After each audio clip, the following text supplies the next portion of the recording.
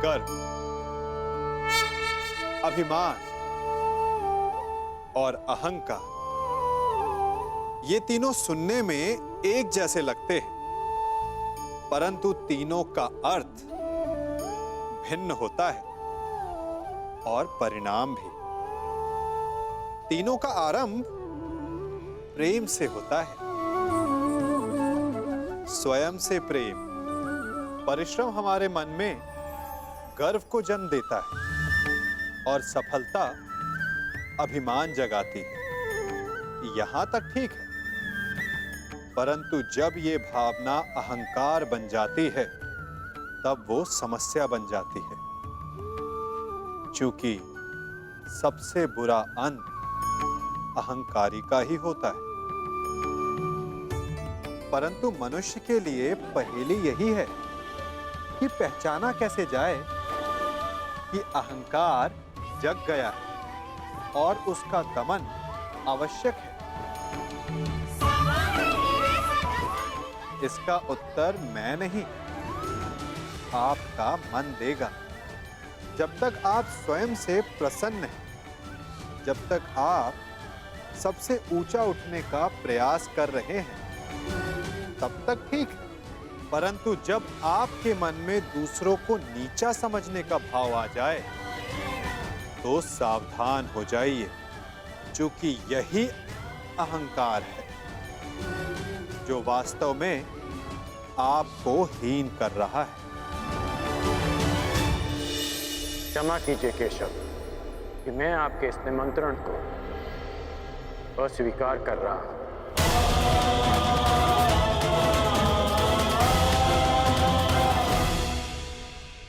अब वासुदेव, अंगराज थोड़े भावुक हो गए, परंतु आप निश्चिंत रहिए, हस्तिनापुर इस यज्ञ में अवश्य सम्मिलित होगा। मुझे आपके आगमन की प्रतीक्षा रहेगी गांधार नरेश।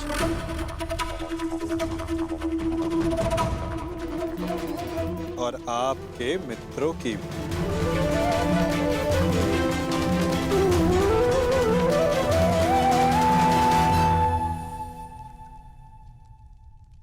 बुआ, बहुत लंबी यात्रा से आया हूं, भूख लगी है।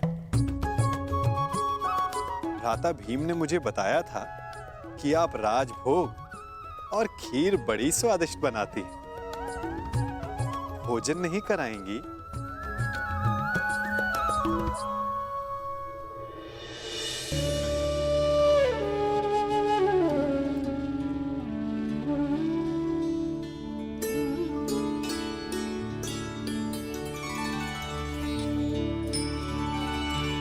आनंद आ गया बुआ।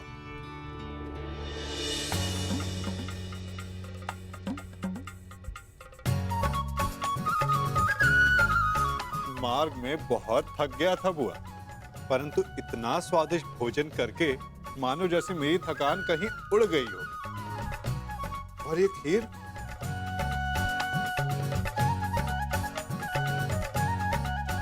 ये खीर तो बहुत ही स्वादिष्ट है बुआ।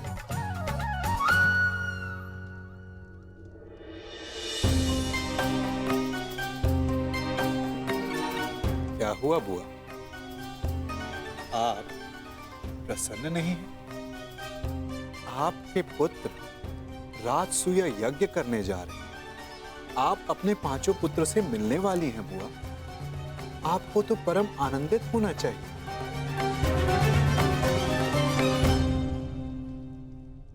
हाँ कृष्ण, बस एक ही दुख है, मेरा ज्येष्ठ पुत्र इस प्रायोजन में सम्मिलित नहीं हो पाएगा। कान्हा, ऐसा क्या है जो तुम्हारे बस में नहीं? क्या तुम कर्ण को इंद्रप्रस्थ ले आ सकते हो?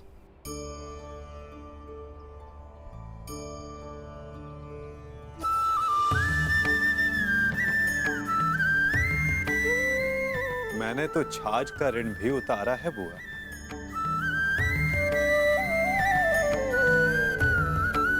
और आपने इतनी मीठी खीर खिलाई है तो प्रयास अवश्य करूंगा कि इसका ऋण भी उतार सकूं। आपका ज्येष्ठ पुत्र अपने 5 अनुजों के साथ इस राजसूय यज्ञ के आयोजन में सम्मिलित हो सके।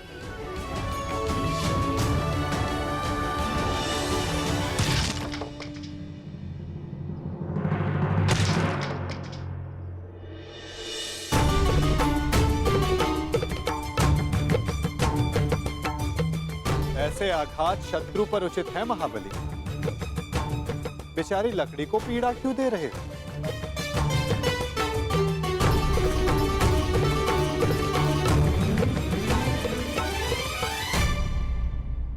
क्योंकि मैं अपने शत्रु पर आघात नहीं कर सकता, इसलिए मैं अपना शोभ इन लकड़ियों पर निकाल रहा हूं।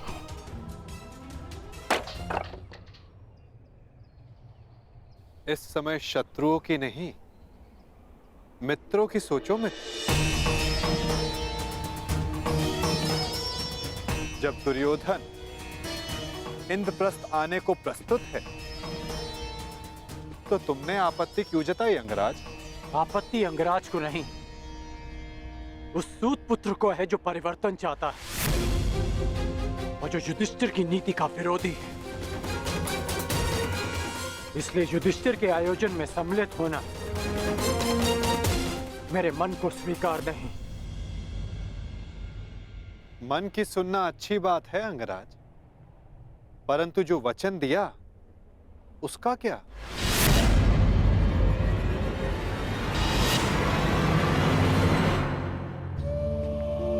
पांडवों की अनुपस्थिति में बुआ कुंती की रक्षा करने का वचन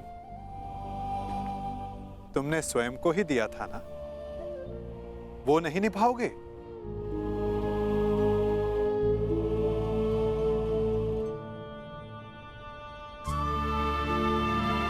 मैंने तो बस तुम्हें तुम्हारा वचन स्मरण करवाया है अंगराज, उसे निभाना है या नहीं ये तुम्हारा निर्णय है। क्योंकि मनुष्य का भविष्य उसके चयन पर निर्भर है।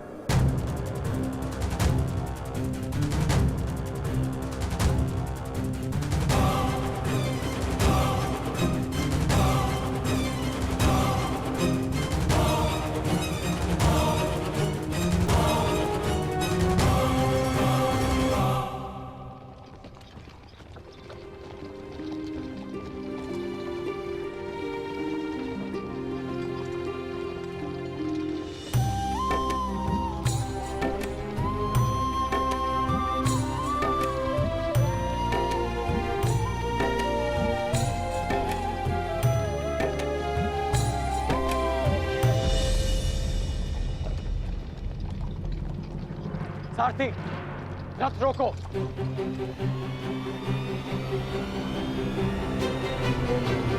त्रिकर्ण, हम यहां क्यों रुके?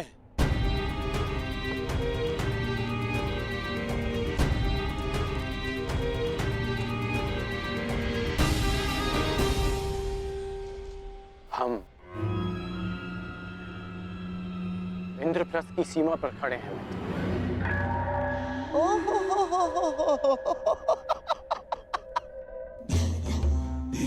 ये है इंद्रप्रस्थ जिसकी प्रशंसा करते करते उस वासुदेव की जीवा थक नहीं रही थी। सुना है कि इंद्रलोक से भी अधिक सुंदर है ये इंद्रप्रस्थ। कैसा इंद्रलोक? ऐसा प्रतीत होता है कि दरिद्र लोक में पहुंच गए हैं हम।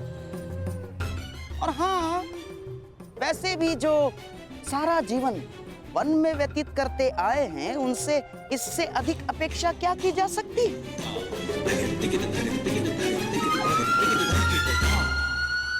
अब तो हस्तिनापुर संदेश भिजवाकर गुप्तचरों को ही बुलाना होगा कि वो जाकर खोजें कि किस गुफा में पांडवों ने अपना साम्राज्य स्थापित किया है। चलो मेरे होने वाले सम्राट, चलो लौट चलते हैं। महाराज को भी इंद्रप्रस्थ की भव्यता के विषय में, सुंदरता के विषय में पता चलना चाहिए ना। आओ। रुकिए गांधार नरेश।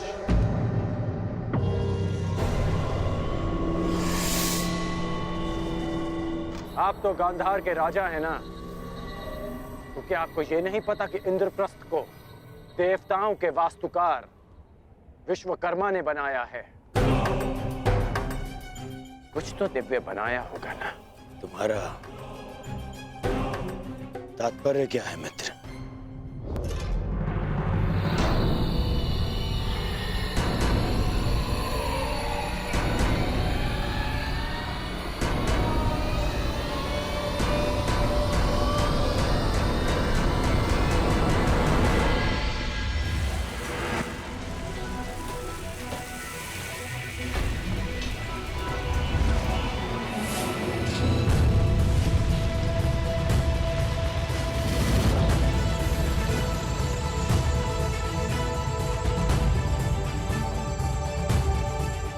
वो रहा इंद्रप्रस्थ मित्र।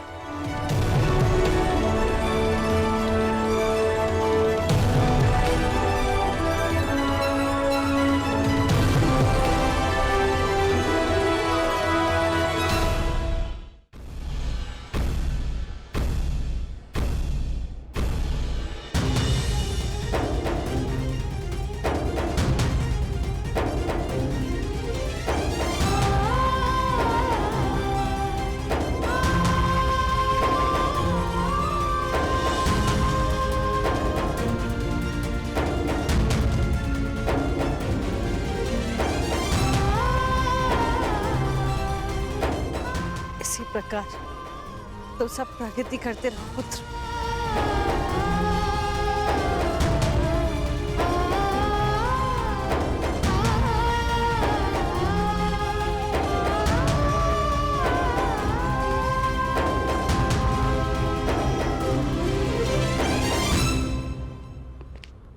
धन्यवाद मित्र, बुआ को अपने साथ लाने के लिए। धन्यवाद स्वीकार नहीं कर सकता वासुदेव। मैं यहाँ केवल अपना वचन निभाने आया हूँ। कारण कुछ भी हो मित्र, परंतु इस समय तुम पांडवों के अतिथि बन ही गए। अब सत्कार तो स्वीकारना पड़ेगा ही।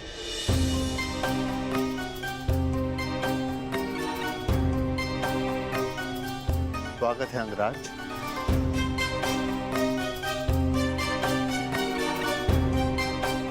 इंद्रप्रस्थ आपका अभिवादन करता है।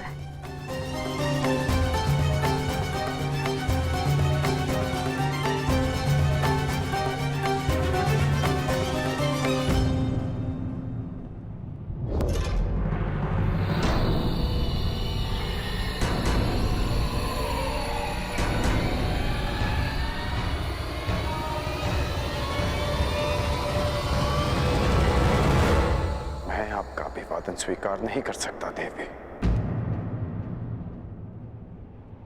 किंतु आप अतिथि हैं, आपका स्वागत अनिवार्य है अंगराज। अतिथि तो मैं पंचाल में भी था, जब उस दिन सूतपुत्र कहकर अपमान किया, तो आज अंगराज कहकर यह सम्मान क्यों? क्योंकि उस दिन आप अनामंत्रित थे, परंतु आज आप निमंत्रण पर आए हैं। राजकुल की परंपरा कदाचित मैं कभी नहीं समझ पाऊंगा। आप सब जब चाहे नियम तोड़ मरोड़ लेते हैं, परंतु एक योद्धा के लिए एक नियम कभी नहीं बदलता कि वो ना कभी हार स्वीकारता है और ना अपमान।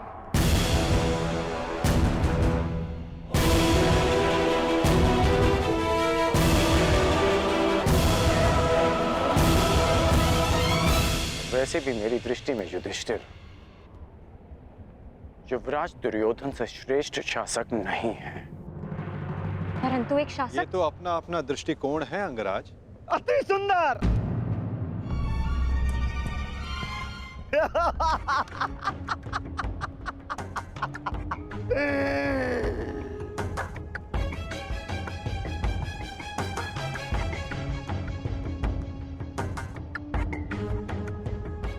से एक महान विभूतियों का जमघट लगा हुआ है यहाँ पर। एक ये जो बचपन से दान में अधिकार मांगता आया,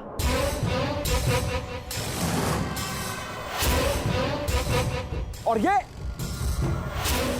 बचपन से ही सब कुछ छल से चुराता आया, और उसके उपरोक्त ये महान पांडव इस हीन को अतिथि मानकर इसका आदर सत्कार कर रहे हैं।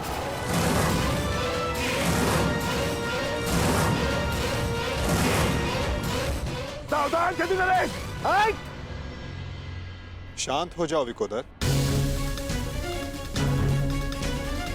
इस समय छेदी नरेश शिशुपाल आपके अतिथि हैं, और अतिथि अतिथि का अपमान करे तो ये राजसूया यज्ञ के फल को निष्फल कर सकता है। परंतु स्मरण रहे शिशुपाल, मैं अतिथि के बंधन में नहीं बंधा हुआ हूं।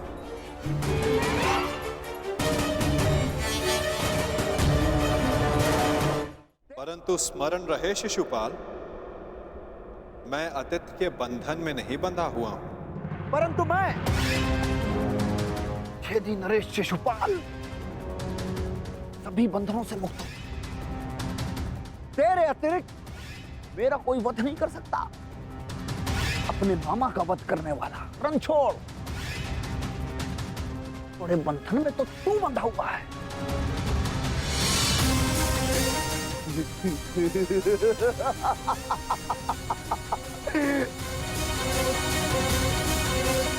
जब तक इस माला में मोती शेष हैं, तू भी मेरा कुछ नहीं बिगाड़ सकता। पूरे 100 मोती हैं। छलिया चोर।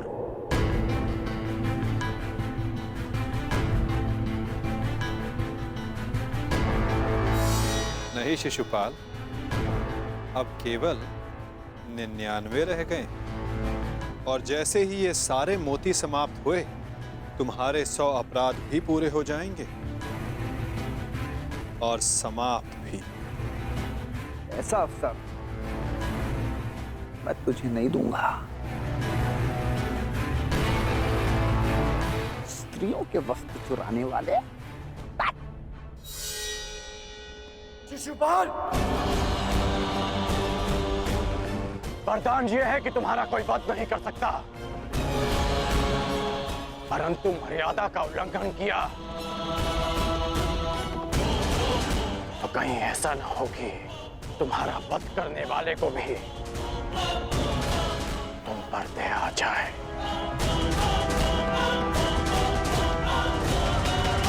अंगराज, हम यहाँ पांडवों के आनंद में आए हैं। यहाँ कोई उत्पात उचित नहीं होगा।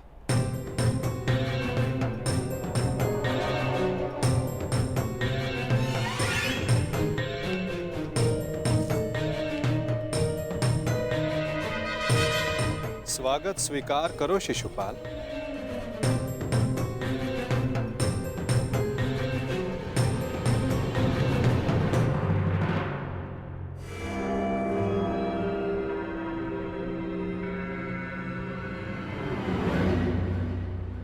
एक पुरुष को 100 पत्नियां संतुष्ट नहीं कर सकती, और तुम अकेली ने 5 को संतुष्ट कर दिया।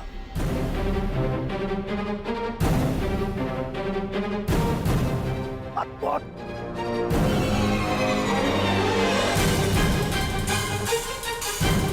संतोष मनुष्य की शील में होता है, और शील मनुष्य की दृष्टि में। अपनी दृष्टि सीधी कर लीजिए, वो क्या है ना, टीका टेढ़ा हो जाएगा।